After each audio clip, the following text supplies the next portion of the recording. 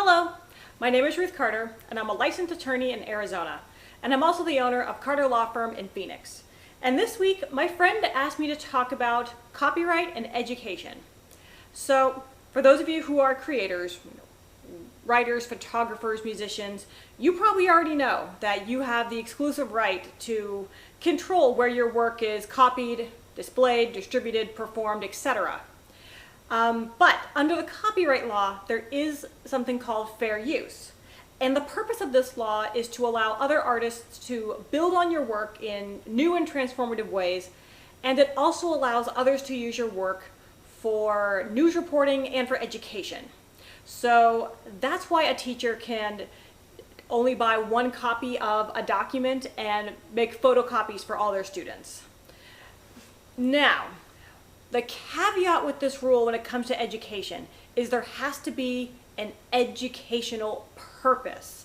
And I remember in high school when I was reading Romeo and Juliet, our teacher would play the audiobook in class and we would follow along, and then periodically she would pause it and we would discuss what's really going on and translate the Shakespearean English to regular English.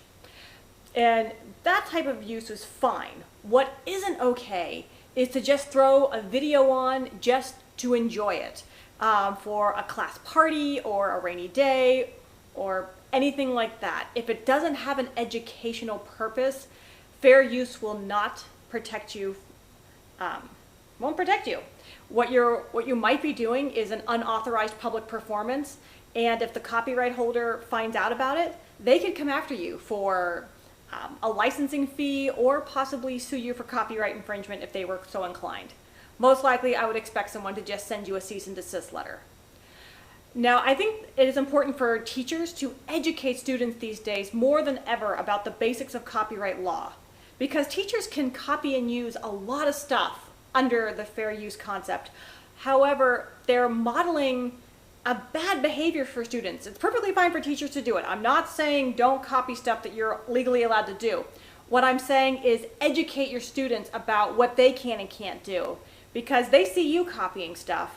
So they may get the impression that they're allowed to just go online and download any photo they like or music they like or video that they find entertaining and use it without paying for it or getting a licensing fee or permission.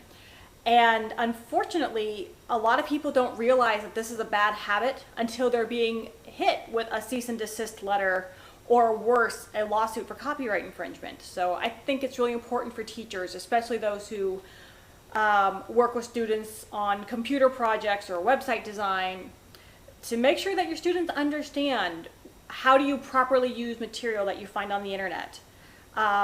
If you have any questions about copyright and education on what students should and shouldn't know about the basics of copyright, feel free to contact me. My information is below. I put out video every week, so feel free to subscribe. And if you have any questions about copyright and education or fair use, contact me or an attorney in your community. So that's all I have for this week, and I will talk with you later. Take care.